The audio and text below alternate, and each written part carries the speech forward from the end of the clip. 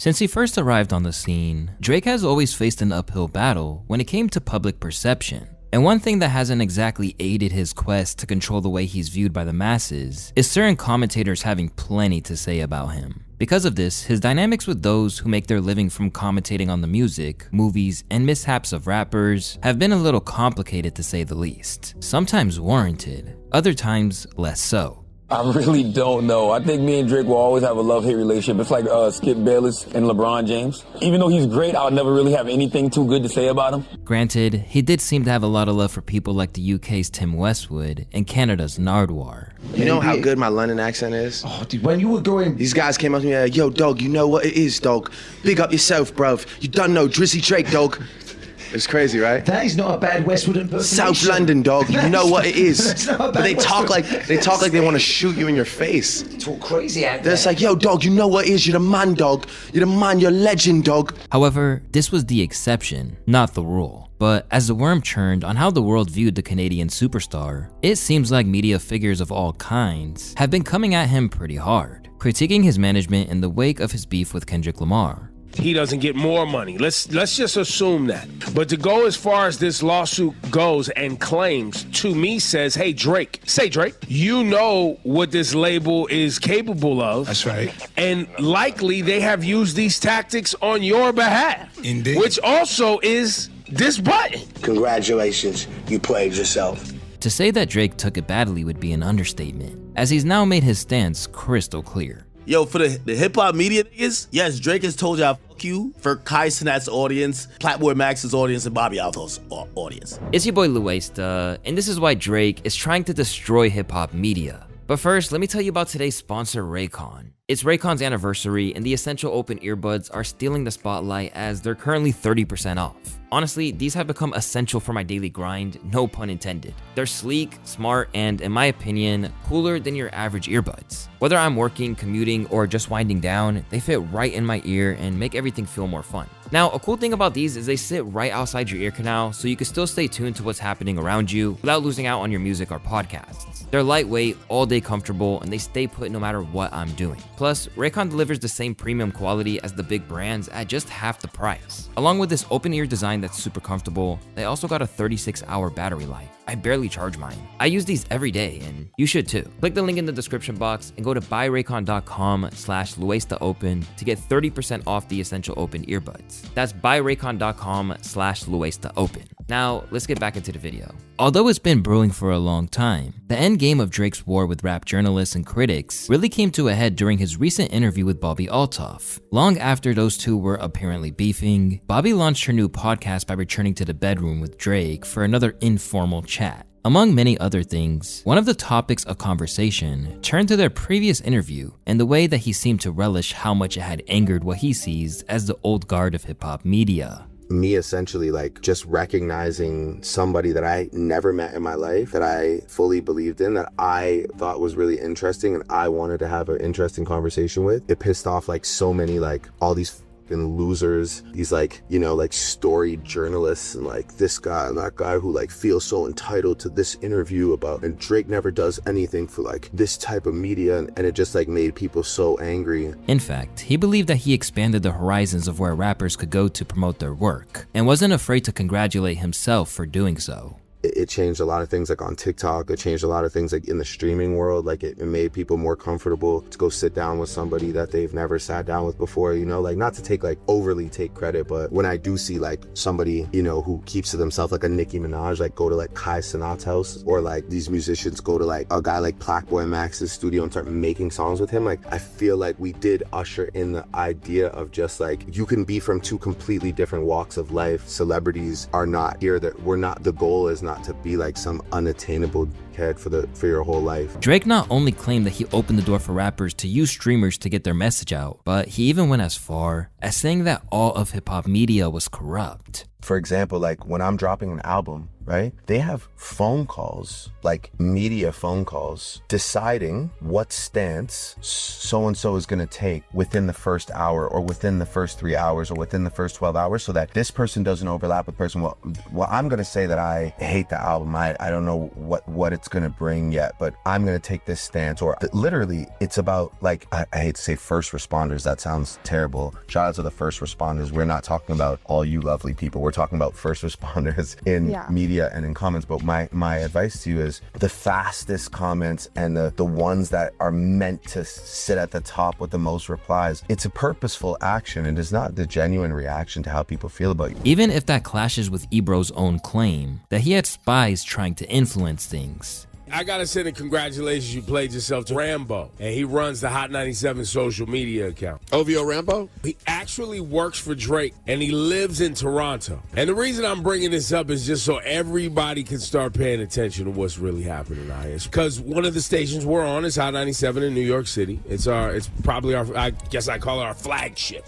And so if there's ever anything, you know, with this whole Drake and Kendrick thing, if there's ever anything going on, you'll see that, like, it's maybe not covering Kendrick and will absolutely be covering Drake. By the way, when I woke up this morning, every blog was posting that clip.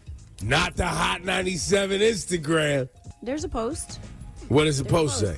It says, Kendrick Lamar in Toronto with tight security, flanked by a heavy police presence. And then there's a video of just a lot of police. The reason I'm doing this on the radio, I want to see if this makes it onto the Hot 97. No, I don't. The headline should be, OVO Rambo, who runs the Hot 97 Instagram, works for Drake. Why won't he also post about what's happening with Kendrick?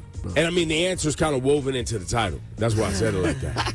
Overall, it's opposing views like these that really show us just how much there has been a growing disconnect between Drake and the media voices that once acted as hip-hop's cultural gatekeepers before the internet era. And with Drake insisting that he's reinventing the media wheel, it's unsurprisingly going to ruffle some feathers with some of his old rivals. Not least of all, Joe Budden and his crew, who felt like the reunion with Bobby was calculated and likely had an unspoken financial component to it. Him and whatever voice he picked for the day also doing the dry humor thing with an agenda that you can see. Above all, they ultimately weren't buying the idea that it was anything revolutionary. Well, the reason what he did was change the way that people talk because he sat with someone that's not like that him. He didn't know and he didn't have a relationship with. When you show up on Bobby's podcast and attempt the spin, it looks like you care more about it than you're letting on. Once again, it seems like Joe and his podcast have been a thorn in the side of Champagne Papi. And ultimately, this is fitting when you consider that Budden is one of the people he's had the most friction with of all. And in all likelihood, it's contributed to the hatred that he's harboring for every older figure in hip-hop who make their living from the podcast mic rather than the studio. To understand the root of this beef, we need to go way back almost a decade prior. After a few cheerful interactions back in the day, when Joe was still an active MC, the animosity between himself and Drake began when Budden went off on Drizzy's fourth album, Views. For a nigga that is crowned king of introspection, right? What has he told you different from Take Care to this album? And it's the same thing told not as dope as you already told me. 40, you sound amazing. 40 continues to progress. Drake, you do not. I said the other day on this podcast, I miss the Drake that starts the waves, not hops on other waves. And I'll say it again. I miss Drake that pushes the fucking agenda. In the aftermath, Drake sent some lines in Joe's direction on No Shopping with French Montana, spitting, "I'm not a one-hit wonder, they know all my stuff. You let me turn into the guy that you almost was." Left feeling disrespected, this would spawn full diss tracks from Budden in Making a Murderer and Woke. Not to mention Drake fans infamously invading Joe's home and getting chased down the street by him. And because I'm super petty in my head and had absolutely nothing better to do on a Sunday, I said, and because I'm a little off sometimes, I said, I'm gonna catch one of them and I'm gonna bring them in here and I'm gonna beat their fucking ass. Joe Budden. All right, I'm sorry. Sir, I'm sorry. Yo, chill. Sir, I'm sorry for them. I'm sorry. But even with all the bad blood between them back then, it's fair to say that as he transitioned to media, Joe seemed eager to let bygones be bygones. At times, he admitted that Drake surpassed the cultural boundaries of rap. Drake is a superstar, a pop superstar. He has transcended hip-hop. There's nothing that anybody in hip-hop can do single-handedly to ruin him. Facts. That's just a fact. We talked about that this week. I mean, yes. Nobody's oblivious to that. There were even other occasions that he appeared to have his back on everyday struggle, prior to academics making that his entire personality. Gotta lay something down if you making threats. Gotta say something now, don't hold your breath. And with him saying that to me, he was saying, listen, if y'all got a problem with all these claims I'm making, say something right now. Is Drake scared of Kendrick? Let me get my direct question. Yes. Although there are other times where he has plenty of valid criticism for him, including famed breakdown of Teenage Fever, examining his lyrics through the lens of Drake being heartbroken over Georgia Smith curving him. Oh, wait, all right, don't worry about it. Let me keep going. You say the word, I'm on the way. What word? It's a go? Come through. Do it. Put my parents asleep. This shit feel like Teenage Fever. She ain't neither. There you go. I'm trying to make it sound like Kells. Y'all gonna look back one day and say, oh, it was right there. Y'all gonna look back and be like, damn it, we were complicit. But at this time, it seemed like Drake was flying so high that there was no conceivable way that the media could bring him down. So it was interesting when the two eventually became so cordial to the point that they appeared on Instagram Live together. But all the other OVO dudes kick it with me. I know. Everybody. You're the only one that, like, avoids me for some strange reason. Never avoid you. I just don't see you. We're never in the same place. Because I'm too broke? I didn't want to say. But in a move that corresponded with Drake's transition to interviews with people like Bobby Altoff and Caleb Presley of Barstool Sports, Joe inadvertently reignited the feud by tearing Drake's For All the Dogs record limb for limb. He rapping for the children. Yo, dog, I had to look up how old this was when I finished listening to the album. You are 36. Get the away from some of these younger niggas and stop fucking these 25-year-olds. I'm want to hear adult Drake rapping for adult people. I miss the Drake that was rapping for the rappers. I miss the Drake that when he dropped, the rappers hit him. About you and Kai Cenat, that's gonna sound like, hey, go find some your age. Hang out with them. Get some of that sauce. But instead of acknowledging that Joe maybe had a point, Drake responded by flaunting his wealth. You left music behind to do what you are doing in this clip because this is what actually pays your bills. You switch careers because the things that pop into your brain had you broke living check to check. And the raps you write had 450 men showing up to your shows in dusty Nietzsche jeans to screw up their face to Mood Music 29 and pretend you are the GOAT. To any artist that's doing what they feel is right, don't let these opinions affect your mindset after the fact. This guy is the poster child of frustration and surrendering. If you need to put it in simpler terms, Drizzy concluded, I own a 767. He owns a modest house in the 973 and flies first class on special occasions. From there, it just continued to get worse, with Drake sliding into Joe's DMs to make it clear that although his feelings were hurt, he still wanted to make it crystal clear that he felt he was above him due to what he'd achieved in music. It sounds like he think that this is like somebody put a battery in his beef back. time. Yeah, I'm not sure why you went crazy like that. I like the album. This ain't 2016. I got no beef. Keep it music. I don't give a what you listen to in your free time because the people's opinion I care about don't have free time. Following this explosive incident, Joe took an informal hiatus from talking about Drake at all on the pod. But it's no surprise that after everything went down, he felt Drake's war with K-Dot was his reckoning. He even famously danced to Not Like Us as he declared a flawless victory for Kendrick Lamar. White, and he's Jewish, and he had too much dip on his chip. You have been behind the scenes, hitting baby moms, sending money to baby. Yo, dog, you been back and sending messages to this wife. This been a sack of behind the scenes, and because he got fans and had Lucian, everybody just get to turn a blind eye. Around this time, Joe revealed that he fundamentally believed Drake was a bad person amid claims that he was angry that Metro Boomin couldn't supply a beat after the producer's mom died in tragic fashion. While in another episode, he cited Drake's hypocrisy in the face of the lawsuit, where he pulled some of the same tricks in the past, including when he was beefing with Budden himself.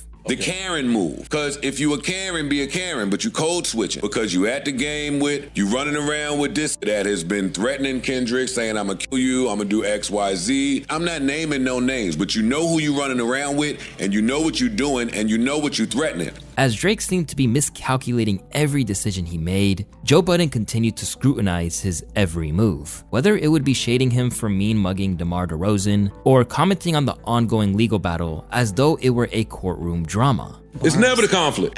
What he did with the conflict is where I'm like, but all that standing at the game, the ice grilling, the face, and we respectful, so we ain't gonna say it. You a bitch.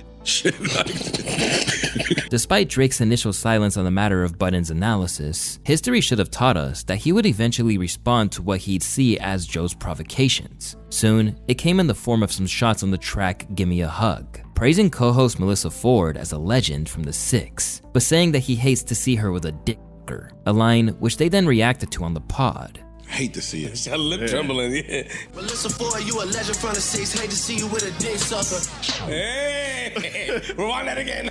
From there, he kept up the mind games, sending Melissa a care package to the podcast studio. So you don't know who the flowers came from? I do not know who they're from. I have no clue who they're from. I'm gonna read this. My favorite legend from the 6. Oh, he sent Canada Dry? You trying to be funny? He said that? Wait. Oh, shit. I don't want to drink that. Nah, I'm good. I'm good. But for once, it seemed like Drake was truly on the back foot, with Joe claiming that he wasn't gonna buy into when Drizzy was at a low ebb in his career. But yes, for me, game over at the top. It's over. It is over. And I'm glad to, because I'm done. I'm tired of it. I'm sick of it. Yeah. I'm sick of it. Hey, Drake, don't shoot at me now that you ice cold.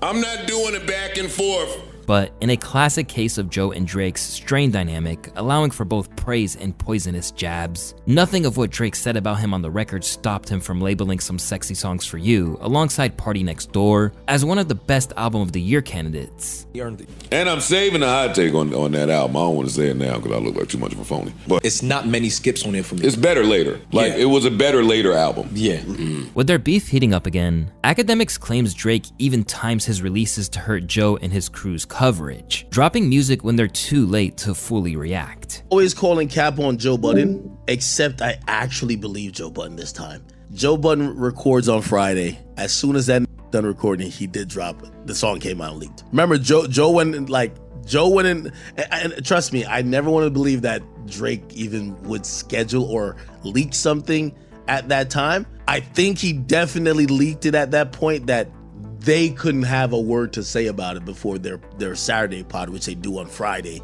around 3 o'clock. But ultimately, they are still regularly discussing him in the wake of the Kendrick beef, even if they suggested that he's no longer at the peak of his powers. I'm not feeling any of this music, but Drake not being great hurts. It hurts the ecosystem. Things are not the way they're supposed to be if he's not great.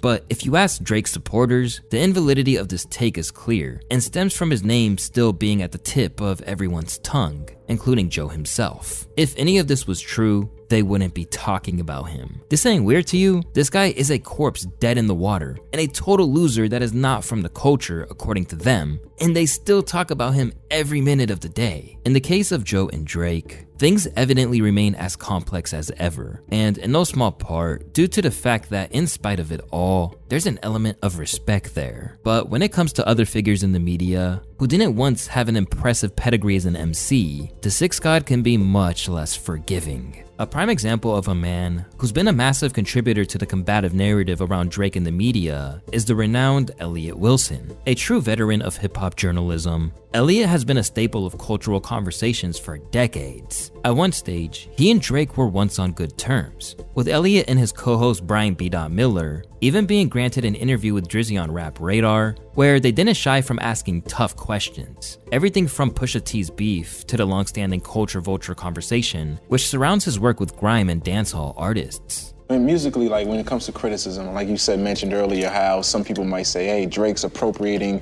this culture of music or, for your own personal gain. How do you feel about those kind of critiques?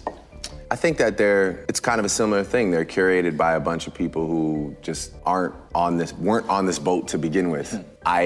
like even the definition of appropriating a culture is not supporting that culture, doing songs with people who are deeply rooted in that culture, giving opportunity to people who are in that culture. That's not appropriating. Appropriating is taking it for your own personal gain and denying that it was ever inspired from this. That's the true disservice that somebody could do to the UK, to dance hall, to Afro beats. Me, I've always, anytime I embark on one of those journeys, I ensure that I'm not only paying all due respects verbally, but like I make a point to give opportunity to people that I respect, you know? It seems like that's like been a constant theme throughout all of your albums. Like you give a lot of new artists looks. Yeah, 100%. I mean, again, I'm not one of those people that can be inspired by something and be like, oh, well, that was inspiring, thanks. And then like just move on with it, like, you know, under my arm, like running down the field. I gotta like, you know, at least honor the person that handed me off the football before I ran for the touchdown. But those days where they saw eye to eye are now a distant memory, with Drake appearing intent on ruining Wilson any way he can. Their feud began after the initial Bobby Altoff interview.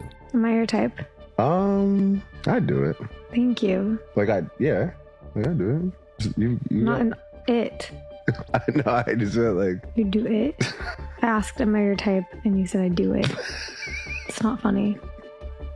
When the video dropped, hip-hop purists, Elliott Wilson included, argued that it came off shallow compared to the work journalists like him actually do. Moment of clarity. No disrespect to Lil Boat. Yachty's convo with the boy was comfy and had some cool moments, said Elliott in a now deleted tweet which took aim at Drake's new media campaign. I was more so clowning the comedy shenanigans with outsiders to our culture. It would be great to hear Drake speak to us again, even if it ain't me. Now, Elliott's tweet wasn't the only critique of Drake doing something like the Altoff interview, with even academics taking issue with this direction. You're in bed with a fucking mimosa in your hand and painted fingernails. Not like we thought you came here to be ranked in the, like, there was a point with Drake I thought that all he cared about was legacy, and I thought that was so dope because being a pop star, he doesn't have to care about legacy, but he does care about where he falls in the litany of all-time rappers. But even now I'm watching and I'm like, yo, he's doing an interview with like some weird niggas from bar stools. He's doing interviews with some bimbos who don't even know what's going on. And then I looked at him like, yo, maybe I'm doing too much because maybe that's just comedy. This is undoubtedly the LeBron of our generation of music, or him and Kendrick, whatever you might call him, after Jay pretty much left it. You know, Kanye's in a run with his own.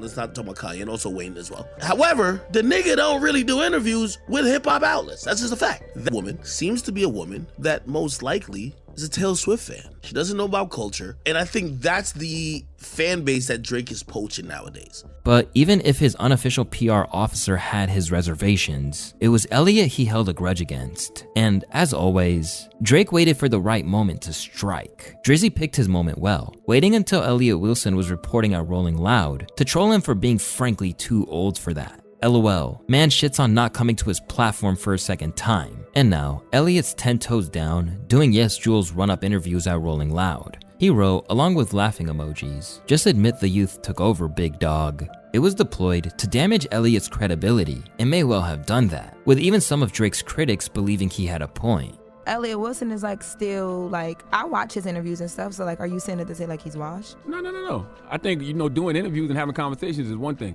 Running up on artists at Rolling Loud, that isn't something I want to see Elliott Wilson do. For Elliott Wilson to be the world-renowned journalist that he is, I don't want to see him doing that. For me, that's a young person's gig right there. From there, the battle lines were drawn, when things got worse around the Kendrick and Drake beef. As a reporter, Elliott believed that he was doing his job by relaying the events of the lyrical back and forth, but Drake disagreed, and believed that Wilson was covertly leaking information and confronted him about it in the DMs. He actually, I'm gonna give you the puzzle. He sent me something that I can't say what he sent me, because if I tell you what he sent me, it reflects what he sent me. So when he dropped Family Matters, it was just like, I was like, yo, you dropping this tonight? He'd be back like, yeah, whatever, LOL, like, then he sent me a rat emoji. And I'm like, I hit him with the 50 Cent. I was like, what to say me for? Like, blah, blah, like, but I didn't like that shit. Don't send me a rat emoji. Chip, I just feel disappointed by the whole shit. I don't know, it just bothers me. Since then, Elliott has tried to get on with his role in the culture, although he has claimed he is purposefully avoiding Toronto due to their high-profile tension.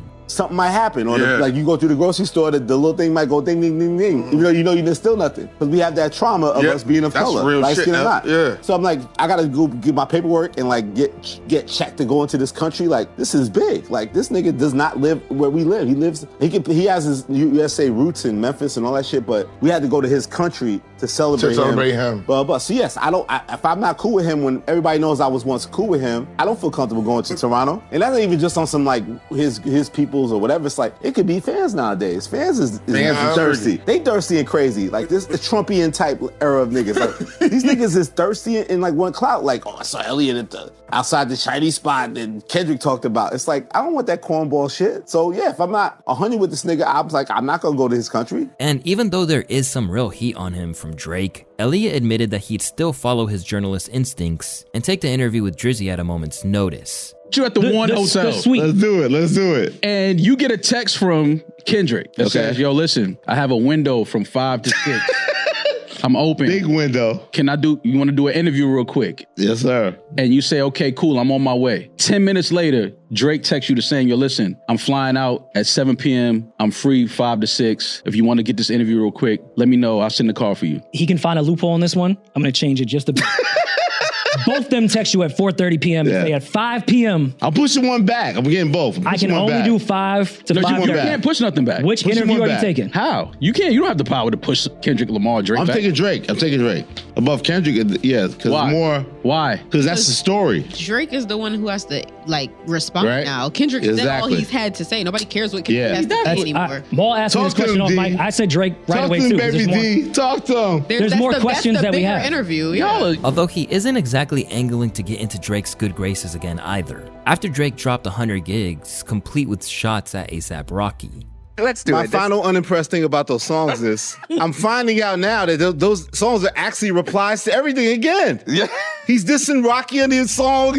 My mother, Mr. I ran 10 summers like mustard. Come on, dog. You're not in the battle anymore. You lost. His loss. It's over. The battle you're in now is for your legacy in hip hop. You're not in a battle with these guys anymore. That's all I have to say. I'm done. So that's it. Okay. The 20v1's over. He's in a battle for his legacy. He's in his battle for his place in hip hop history, his legacy. But what about with those individuals? That battle's over. He was declared the loser. His loss. The sum of his loss. That's it. So why are you dissing them? A$AP jabs at the end of the song. Like, oh, goo, you diss Rocky. Rocky can't even catch a hit. You're dissing Rocky. Leave Rocky alone. You just let Rocky catch a hit. I like that record Rocky put out. It charted like 89. Slow start.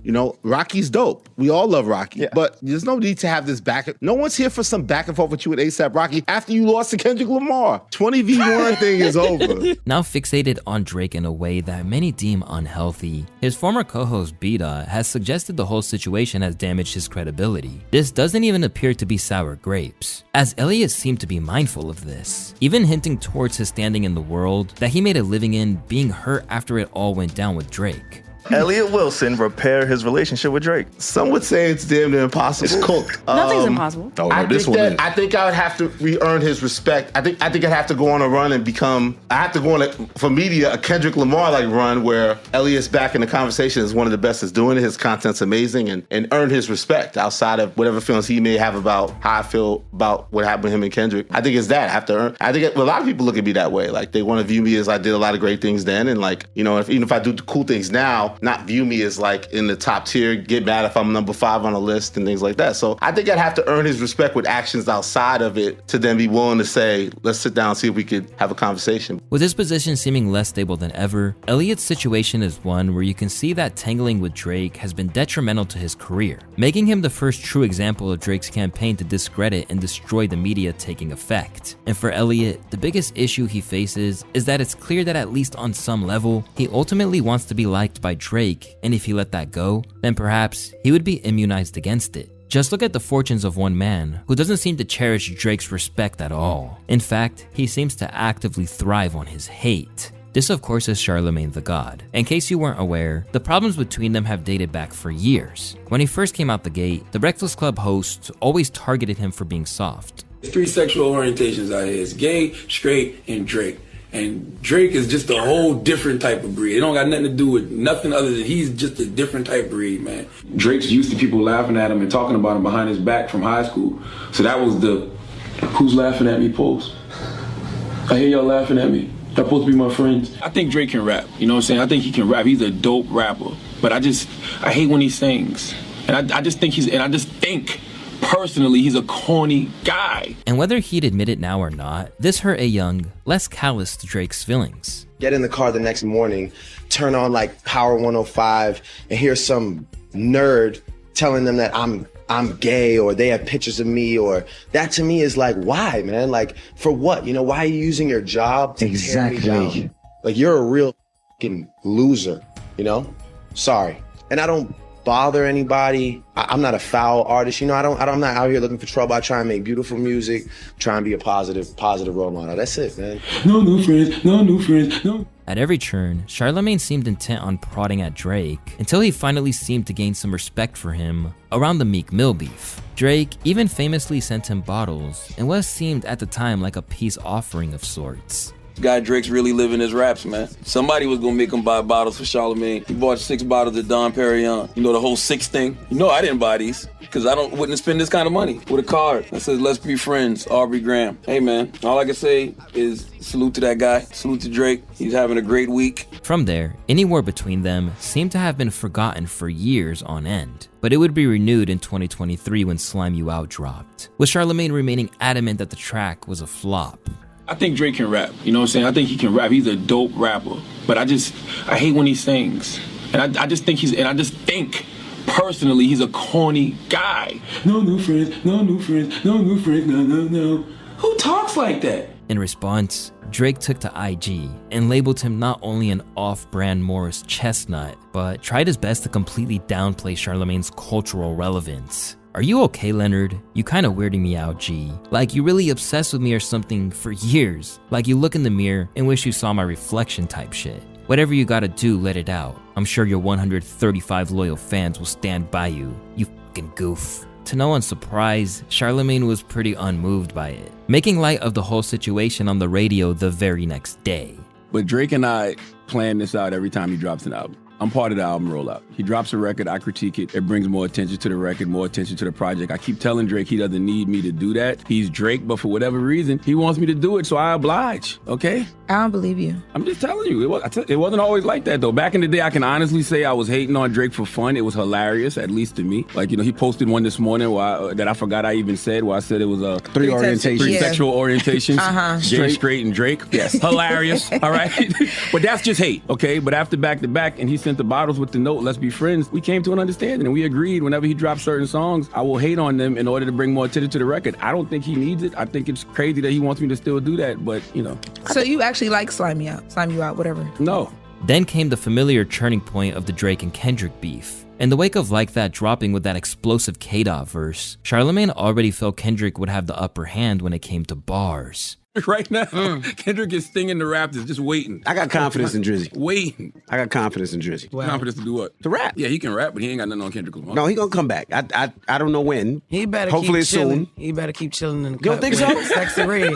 That's what he better keep doing. Nah, he he got got no mind. Yeah, we acting like Drake ain't got boss. Oh, is that what Drake we say? is phenomenal. Kendrick and Drake would be a phenomenal matchup. I'm just telling you, he don't want it with Kung Fu Kenny. That's my. He don't want it with Kung Fu Kenny. However, he did feel that Drake applied pressure after push-ups dropped. Just gave Drake all that props and now he firing back. He goes right back. He goes right back. I don't have a dog in this fight. I'm just sitting back watching as a hip-hop fan. But the truth is, I don't care about any of those other rappers. I don't care about Ross replying to Drake. We are here for the main event. Drake, I don't need you taking no more fights before we get to what we came to see, which is Kendrick. And Kendrick, you on the clock. Yeah. It's all on Kendrick now. Kendrick has been calling for this. He's been asking for this for several years, and he got what he wanted, so now it's time to show and prove. All in all, Charlamagne believed Kung Fu Kenny was the clear winner, even if Drake put up a noble fight, suggesting that it was only some tactical errors that killed him. No. Correct. No. You lost because of strategy. You lost because of fucking strategy. But I think Go back to the song list. Okay, so Beat the Gram comes out, neutralizes Family Matters. This is where Kendrick Lamar wins. On May 4th, he did what we all thought Drake was going to do. He put out the bop. He put out the diss bop. Yep. When you put out the diss bop, you win. And by the way, it's not like Drake is dead after Not Like Us drops. You know when Drake dies? When he drops The Heart Part 6. No, for real. And you know why? That's real. Because Because number one, you wanted to get back at Kendrick because Kendrick did your move by giving you a back-to-back, and he made the back-to-back 616 in LA. So you're doing two things that Drake does. I give you a back-to-back and I give you a timestamp record. That's your move, Drake. Drake he's stewing on that, clearly. Okay, I'm gonna give him the Heart Part 6 then, because that's Kendrick's series of songs. The Heart Part 5 was the last one. He gives us the Heart Part 6. No, Drake, you were supposed to come back with a record. A song. And as Drake scrambled to handle the fallout, he foresaw a world where Drake brought it to the courtroom. One, what is the next move for Drake? Lawsuit. No. He's gonna sue. Listen. Why? He needs to sue all the investigators on Twitter have been pulling all the stories. The investigators on Twitter ain't got shit to lose. Let me tell you something. Drake is half white. Exactly. Okay? This is what y'all about to talking about. Drake mama side of the family is like, oh no, Aubrey. No. This man is out here calling you a pedophile. Listen, there's probably people at Nike, there's probably people at Universal, there's people that got real vested interest in Drake. That is a multi-billion-dollar entity. They're like, you gotta protect your name. All that rap shit. Call your cousin. Call your cousin who's the lawyer. All right. But then he just gonna prove Kendrick right. Who said Kendrick was wrong? Drake knows he's half white. No, I'm just saying of what Kendrick was just saying, how he don't know his black. Like, he's not suing. I'm not saying, like, I can see him suing. From then on out, it appeared that Charlemagne was all in on Kendrick and only furthered his position since. Successful, what is the big issue? Yeah, Drake just needs to shut the F up forever. And I want Drake to know that there's no bigger stage than culture. As Kendrick said, you can't fake influence. Way before the Grammys, way before the Super Bowl, that record was already out of here, okay? Yeah. And Drake gonna have to sue the world because I watched everybody in MetLife Stadium sing that song word for word last night. Kendrick didn't have to say a word. He didn't say a word. As for Drake, he claimed he was suffering, clowning his now infamous speech at Nostalgia in Toronto, which was supposed to be defiant, but came across more like the words of a scorned ex. Think about nostalgia. One thing about nostalgia this party here, my real friends are definitely in the building. But I'm gonna tell you, you're gonna come to a point in life where people you thought were friends or people you thought were close to you, they might switch up, they might try to move funny with you, they might stab you in the back, they might do a lot of things to you. You'll come to that realization, where you at in life, you've probably been there and you'll be there again, that's how life is. But look, sometimes it's you and you alone by yourself. Sometimes it's you alone with your thoughts. Sometimes you know what to just, he threw to the song. And also, I'm gonna be honest, I thought that Kendrick's execution of this battle was flawless, the strategy, the songs, everything, but I didn't think that it had that much of an impact on Drake. Drake hurt. Oh my God. And this is all, this is also in the mix of reports that Drake unfollowed LeBron, DeMar DeRozan. You know, those are two people who were at the Not Like Us Juneteenth. No, man. DeRozan was on the stage, so, and I don't know his reasoning for unfollowing, but you know, that is a thing. You can't go on an unfollow spree and go on a stage and cry about, you know, not having no real friends or whatever that was about, and then going to Beyonce, Me, Myself. As if it wasn't already clear by then that he felt like Drake was mishandling everything, Charlemagne then dissed him over the very lawsuit that he'd predicted. But even with Drake's huge fan base, don't think for 1 second, whatever the label UMG was doing to promote Not Like Us, they were doing the same thing for you your whole career, okay? If one of those diss records you put out would have taken off and been a cultural phenomenon like Not Like Us, the record label would have pushed that too. How would you be clowning Kendrick right now if Kendrick said, you know, UMG, you didn't have to let Drake put that record out accusing me of beating my lady. You didn't have to let Drake put that record out saying my child isn't really mine. I'm trying to get you to see why you look like a complete and total sucker, Drake. Okay, not to mention, once again, you are a huge artist, but don't believe your own hype too much, because those same tricks you are accusing UMG of doing for Not Like Us, they have done for you your whole career. Courtesy of these many takedowns of him, it's really no surprise that Drake sees Charlemagne as everything wrong with the media, particularly when he's admitted that being in hip-hop media makes discussion of Drake not only unavoidable, but profitable. Drake has a thing with these motherfucking chains, though. What is that? I think he's really a fan. I think that the thing, you know, I don't even like talking about Drake, because I feel like I just be talking about him too goddamn much. You a fan, you a fan, you a fan. What's wrong with that?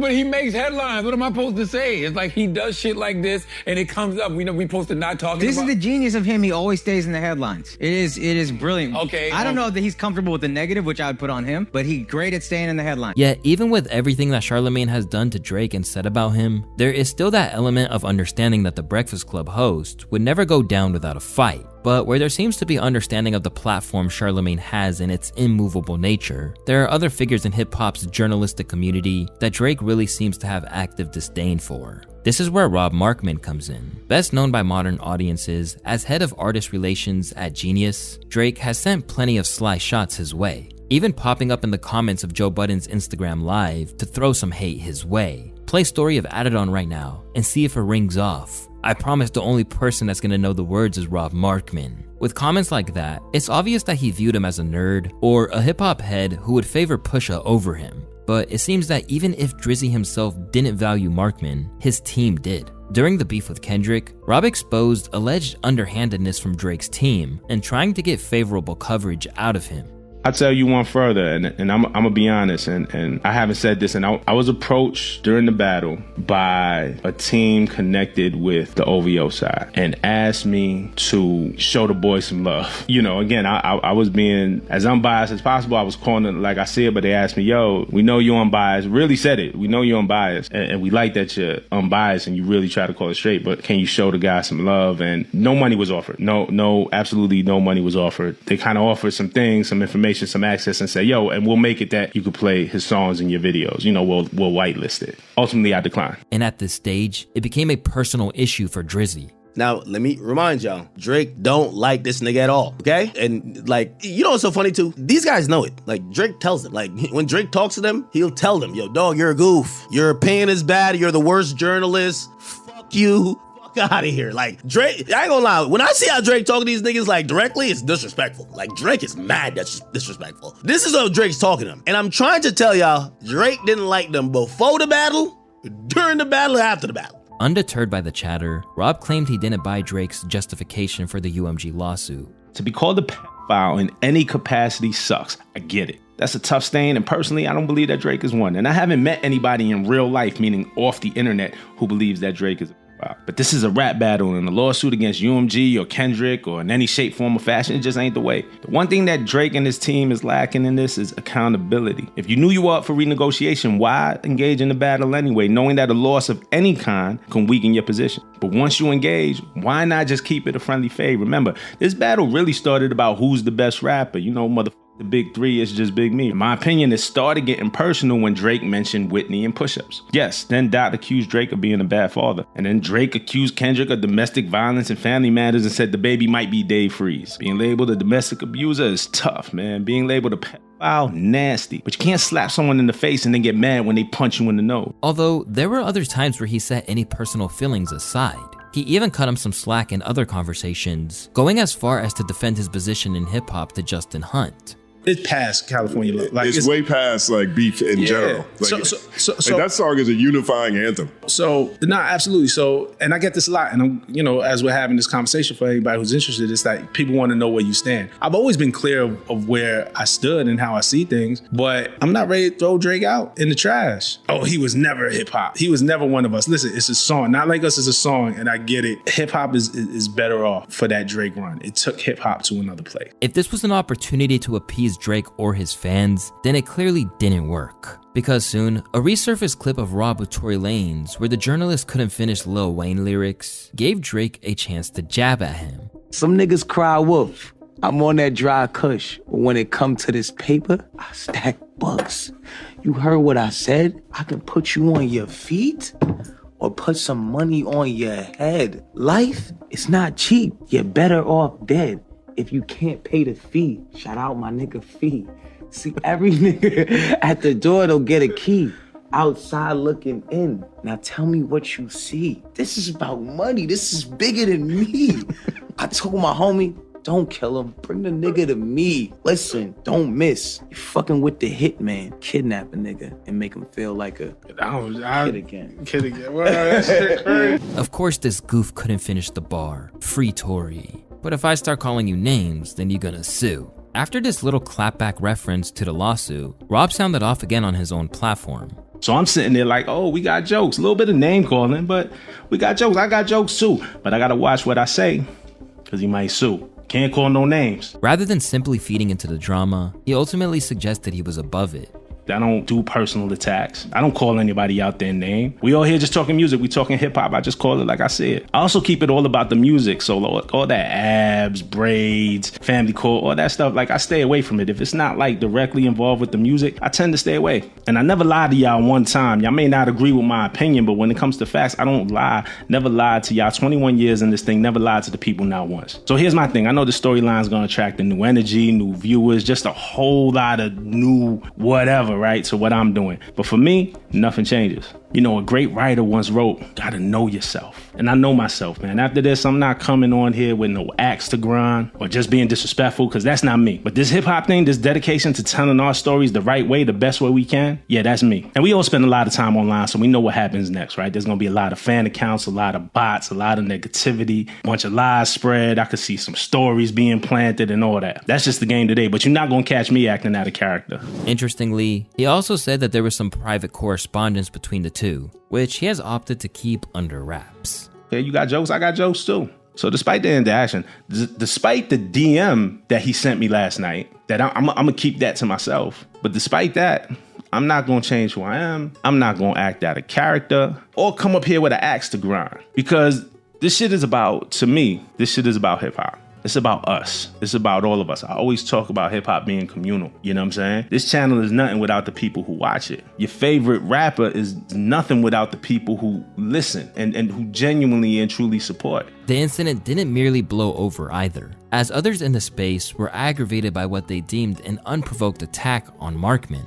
Rob Markman a goof. Rob Markman is comfortable in his skin. Never did nothing wrong to nobody. Rob Markman has been one of the most fair people to cover and has so much more integrity than most people in the media. There are plenty of goofs that Drake has aligned himself with simply because they blindly follow everything he does. Rob is just not that. But whether or not you agree with how he treated Rob or not, this latest butting of heads with the journalist makes one thing clear. Drake's days of playing ball with the hip-hop media are essentially dead and buried.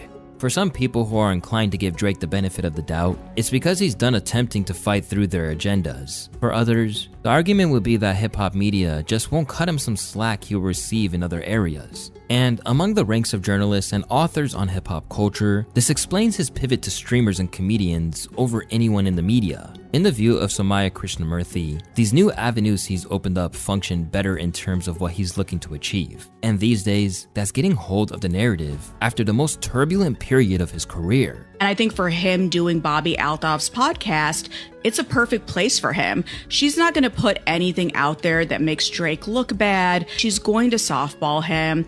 Everything's going to be about him in a positive light.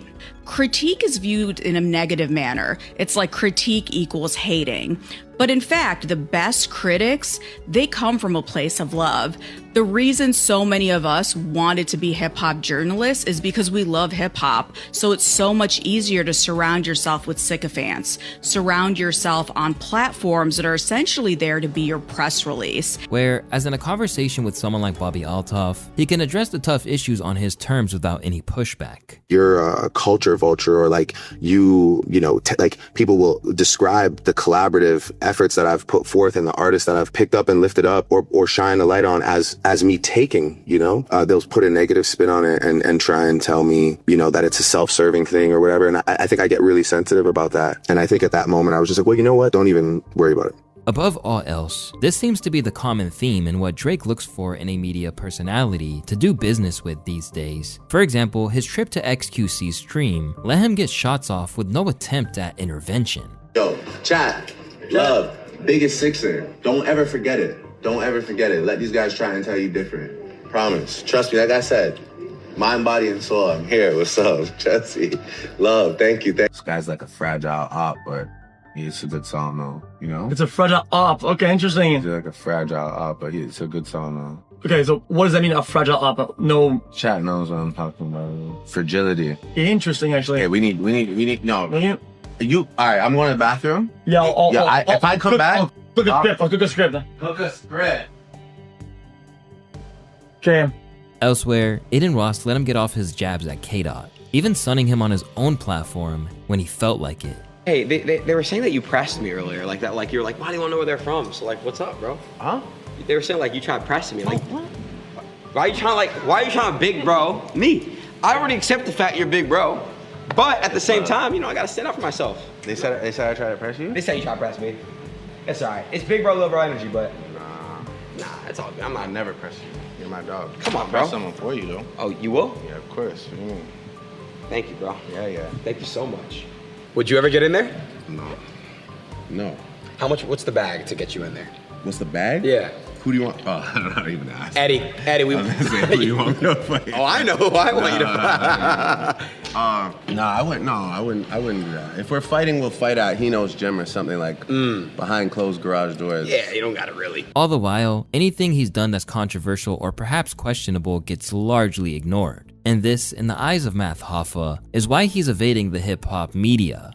This is a great look for Bobby. Is it a great look for Drake? I think Drake has been ducking hip-hop media. I think there's so many things that I would love to ask him right now that he might not enjoy answering. You know what I'm saying? I think it might not be the best look for him. Like, if he went on Drink Champs, he got lit, started talking about, definitely feel like Drake has been taken, like, he's just mad at all of us. He's mad at all of us. Although it doesn't look plausible that he'll ever return to talk to Budden, Charlemagne, or anyone else like that, Rory still thinks there are ways he can engage with more conventional outlets, while Maul thinks there's no way to finally quell the narrative. I can be objective and understand why Drake would want to avoid hip-hop media or avoid any real conversation until the time is right of when that album comes out and he does want to address everything. But, perception is still a thing. Who would you like to hear him with? If Drake went to Drink Champs tomorrow, I'd be ecstatic. If Drake went to Hot 97 tomorrow, I'd be ecstatic. If Drake went to Charlemagne tomorrow, I'd be ecstatic. No matter who you want Drake to sit with, once he sits with them, people are going to say, oh, they didn't ask him this. He didn't talk about that. He didn't address. And even if he does, even if they ask all the questions that we all want to hear answers to, however Drake answers it, people are going to feel a way about that. Listen, it's going to be think pieces about his answers. It's going to be clips about his answers and his streams about how come he didn't answer this. It's like everybody just shut the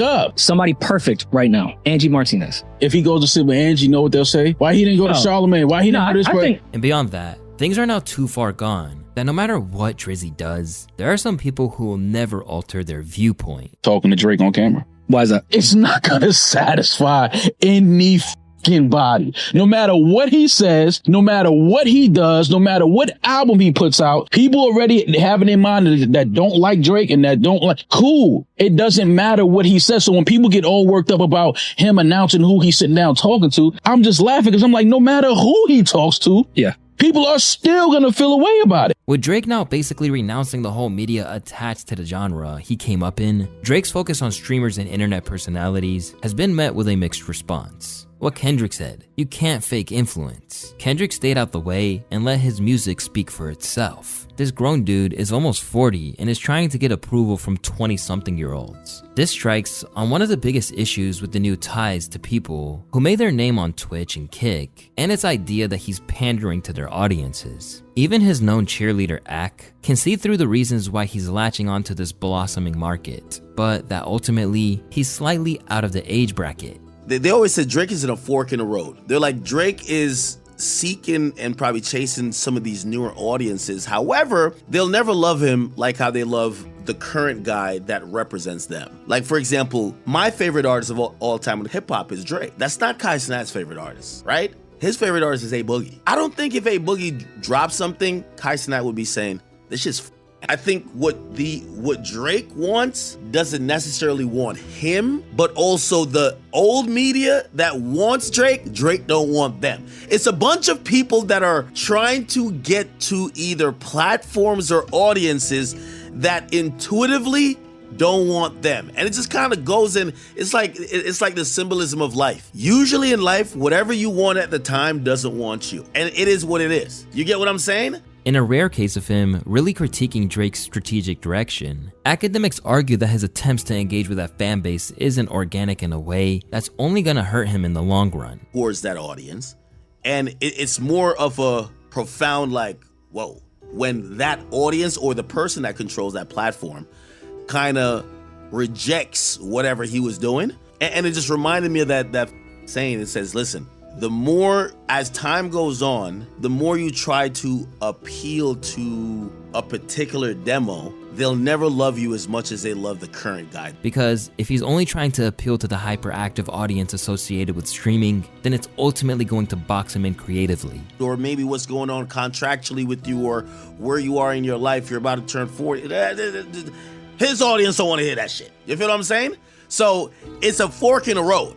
Like, they don't want to see some introspective shit, right? They want quick turn up Molly music. And by the way, Drake does a good job of doing everything. But it also shows, for me, and I'm just watching here. And now, some hip-hop heads believe this was a misfire. He abandoned the audience that would have rode with him until the wheels fell off, only to look like the old man at the club trying to impress the kids. Above all, the biggest problem is that sacrificing hip-hop media ties to focus on streamers may have all been for nothing. Because if he was concerned that the media couldn't be coerced into doing his bidding or putting forth his viewpoint, it looks like the same might go for streamers. This was evidenced by Kai Cenat trashing the Iceman 3 drop, as though Drake were just another up-and-coming rapper he was reacting to.